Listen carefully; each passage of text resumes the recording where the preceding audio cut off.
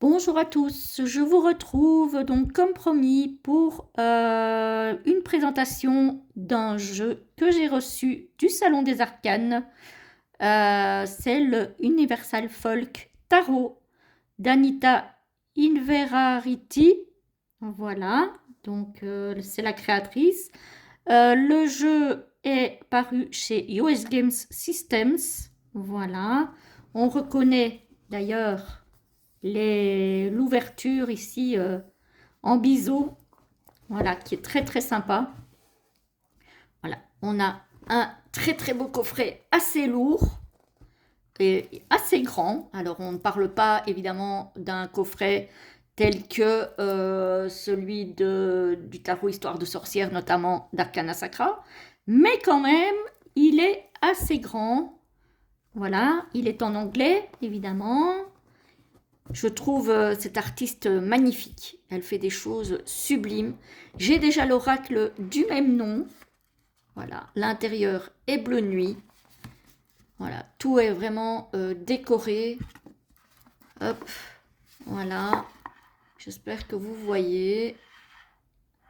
Voilà, très très beau coffret en dur avec le guidebook, le livre, j'ai plutôt envie de dire parce que voilà l'épaisseur du bébé. Voilà, avec une couverture semi-rigide, très très belle couverture. Très très belle couverture. Alors le tarot est paru chez US Games en 2023, donc il n'y a pas encore si longtemps que ça.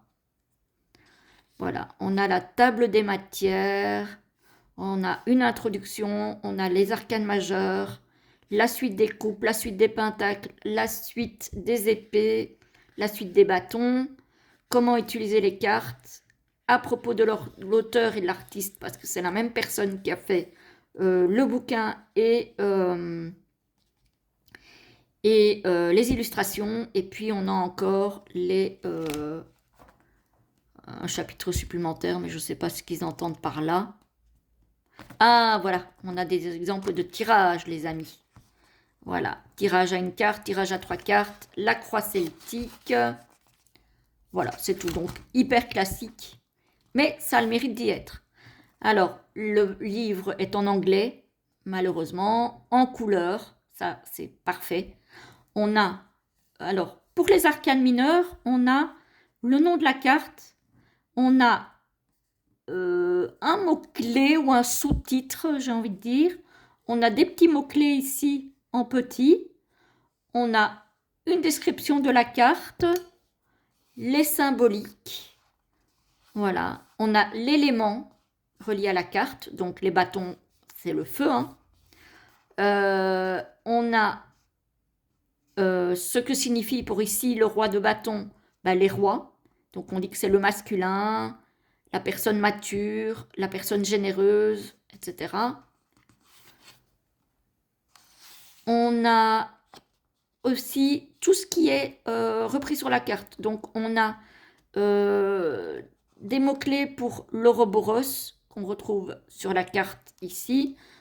Les lions, qui signifie par exemple l'intégrité, la créativité, la fertilité et la puissance. On a Lizard, je pense que c'est le lézard qui se trouve là. Voilà. Donc on a en fait des mots-clés pour tous les éléments repris sur la carte. Et ça, je trouve ça assez génial. Ensuite, on a le message de la carte à l'endroit, le message de la carte à l'envers. Voilà. Et on a évidemment la mignonnette en couleur. Par contre, on n'a pas de mots-clés, enfin, on n'a pas de sous-titres entre parenthèses pour... Ah si on les a. Attendez, je regarde. Ouais, pour le monde, on l'a. Mais par contre, pour les autres arcanes majeures, on n'a pas de mots entre parenthèses. Ah si, pour certains. Voilà. Pour le diable, on en a. Pour la tempérance, non. Donc voilà, parfois oui, parfois non. Donc, il mériterait peut-être qu'on s'attache à traduire certaines choses, ce bouquin, parce qu'il est très très riche.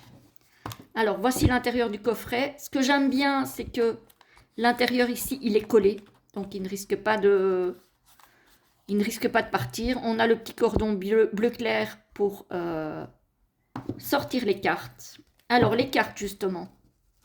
Le dos est comme ceci. Les tranches sont noires mat.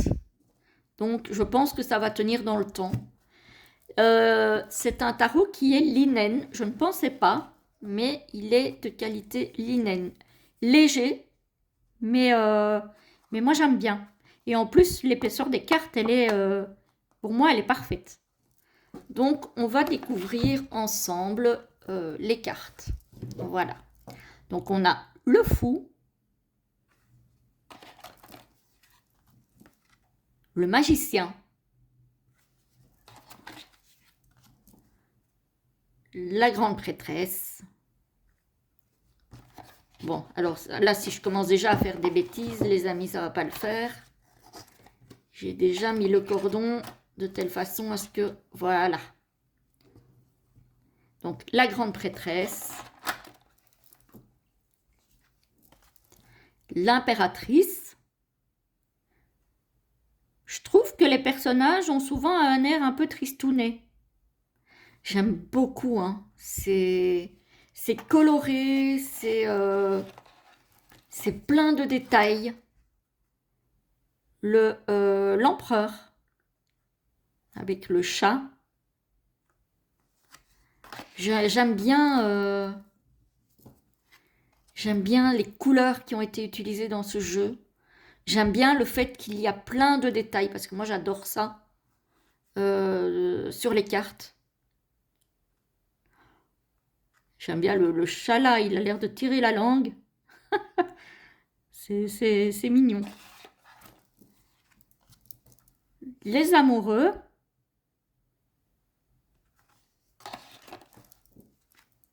Le chariot avec les deux chats, je trouve très très beau aussi. J'aime bien, hein. Franchement, il est très très beau, hein. La force. Alors la force, on dirait vraiment la force, mais il y a en même temps beaucoup de douceur dans cette force, je trouve. La force tranquille un peu. Voilà. J'aime beaucoup. L'ermite.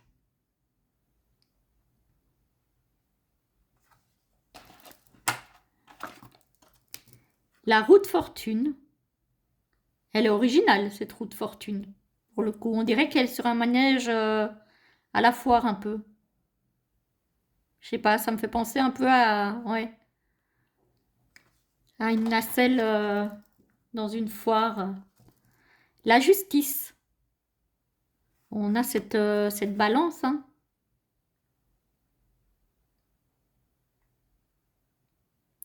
On a d'un côté, moi ça me fait penser à un cobra, mais je suis pas sûre que ça soit ça.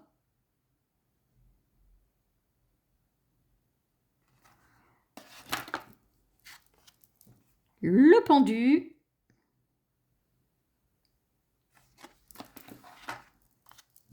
La mort. Très belle carte de la mort, je trouve. Avec cette main squelettique là, qui sort.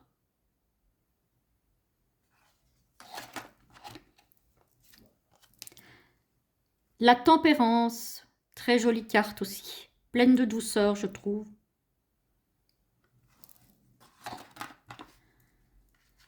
Le diable. Alors là, oui, effectivement, bah déjà les espèces de cornes là. Et en plus, on a des champignons dont on peut imaginer qu'ils sont vénéneux. Donc oui, effectivement, on a bien cette idée de diable, hein. La tour. Très belle carte de la tour. Oh là là, celle-là, elle est belle. L'étoile.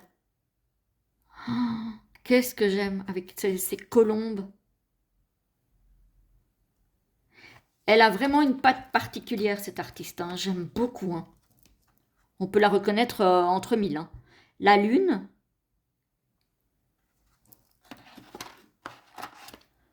le soleil, avec cette espèce de dragon là. J'aime beaucoup, hein. Le jugement.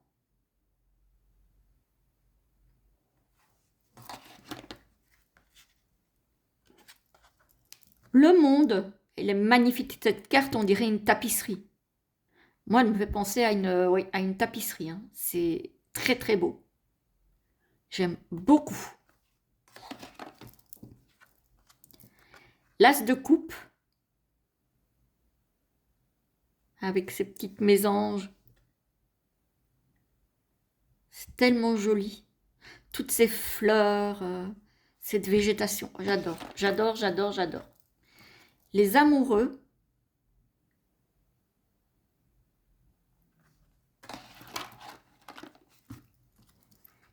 Le 3 de... Ah, il y a un souci là. C'est pas les amoureux, c'est le 2 de coupe. Qu'est-ce que je fais?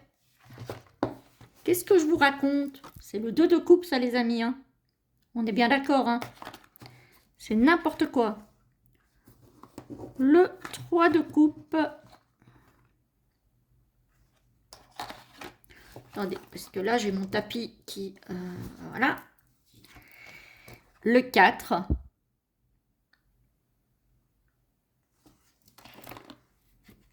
Le 5 de coupe. On a bien ces coupes renversées, là. Il y en a une qui reste debout, mais voilà.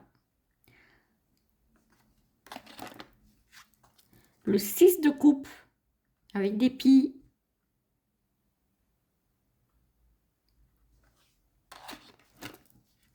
Le 7 de coupe.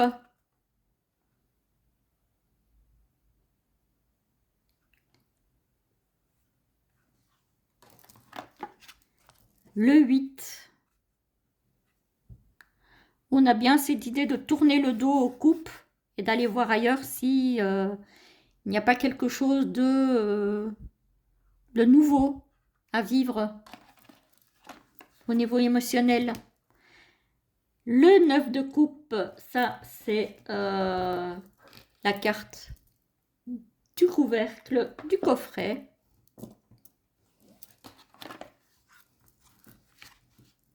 Le 10 de coupe.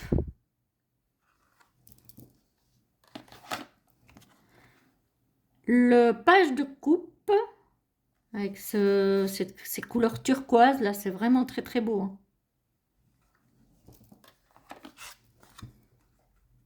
Le cavalier de coupe. Sur son cheval, là. La reine de coupe. Avec la lune, hein, qui est aussi le symbole des rêves, des émotions, du féminin. Le roi de coupe, avec les cœurs ici, partout.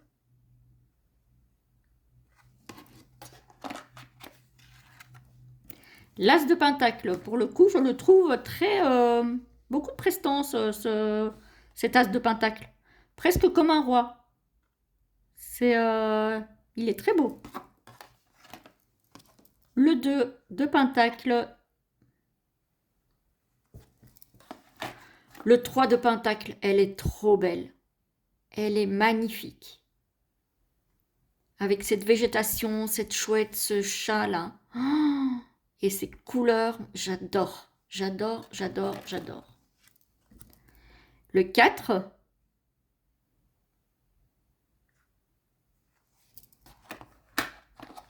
Le 5 de pentacle.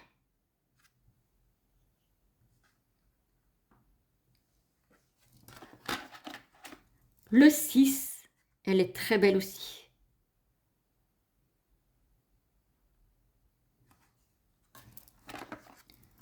Le 7. Je ne sais pas vous, mais moi, j'adore cette artiste. J'espère qu'elle sortira encore des jeux qu'on pourra avoir. Le 8 de pentacle. Le 9. Très très belle aussi. Le 10. Il faudrait une fois que j'aille voir s'il n'a pas fait d'autres jeux pour voir un petit peu. Parce que j'aime vraiment beaucoup. Hein. Le page de Pentacle. Le cavalier. Celle-ci, c'est une des cartes les plus sobres du jeu. Hein. Elle est très sobre par rapport aux autres cartes, je trouve.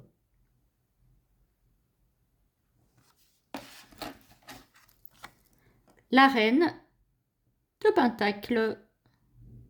Ou de denier, hein, c'est la même chose. Hein. On est quand même sur un rider, hein, donc... Le roi. Je trouve qu'il a l'air un peu tristounet. C'est vrai que les personnages sont souvent un peu tristes dans ce tarot. Mais lui, ça se voit fort, je trouve. Il y a une tristesse qui ressort de son regard. Alors, la suite des épées avec l'as. Qu'est-ce qu'il est beau. Il est très très beau. Le 2, assez classique. Hein. Le 3 d'épée, classique aussi.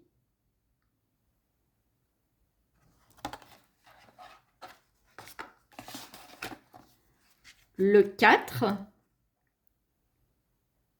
On a l'idée effectivement de la pose, même si là, elle n'est pas allongée en train de dormir, mais on voit qu'elle ferme les yeux, donc voilà, elle est posée. Elle médite peut-être. Le 5 d'épée.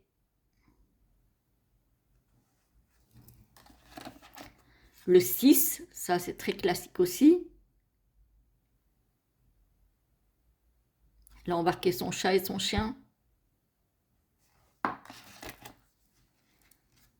Le 7 d'épée.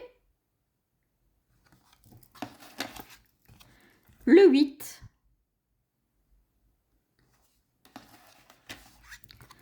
Le 9.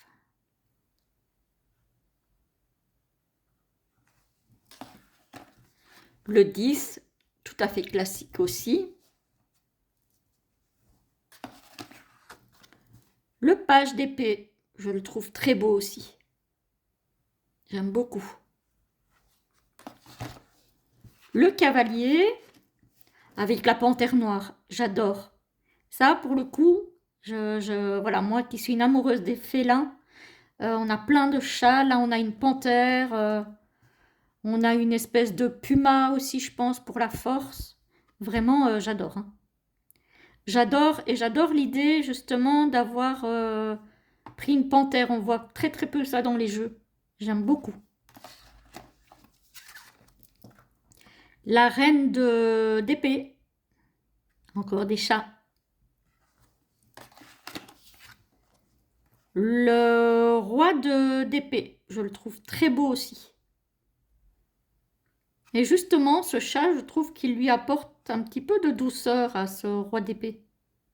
Parce que le roi d'épée, en général, c'est quelqu'un qui est carré, qui est décidé, qui fait pas dans la dentelle. Ici, je trouve que avec le chat, ça lui donne un côté un petit peu plus doux. L'as de bâton.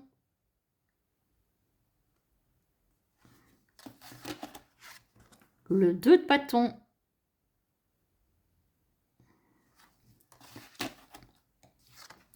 Le 3 de bâton. Très très belle.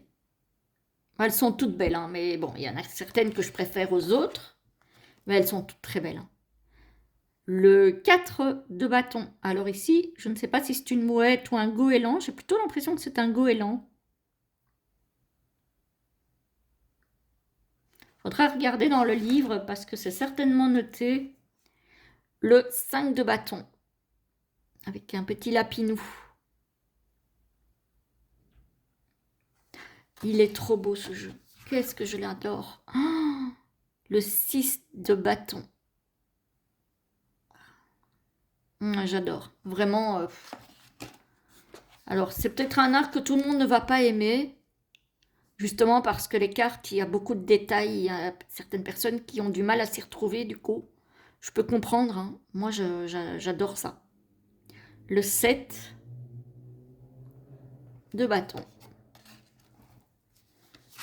Le 8, où on a effectivement cette idée de rapidité, de courant d'air un peu, de mouvement rapide. Je trouve que c'est très très bien illustré.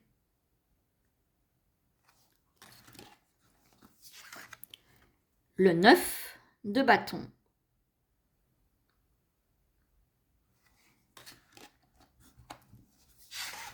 Le 10, où c'est très classique aussi, on a tous ces bâtons là portés sur le dos. Voilà, on est surchargé.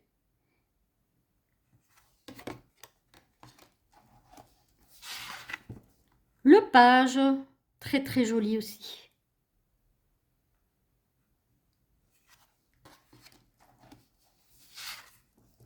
Le cavalier.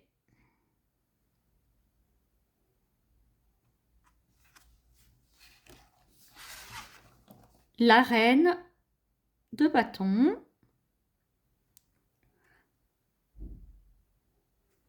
Et enfin, le roi de bâton avec ces lions là.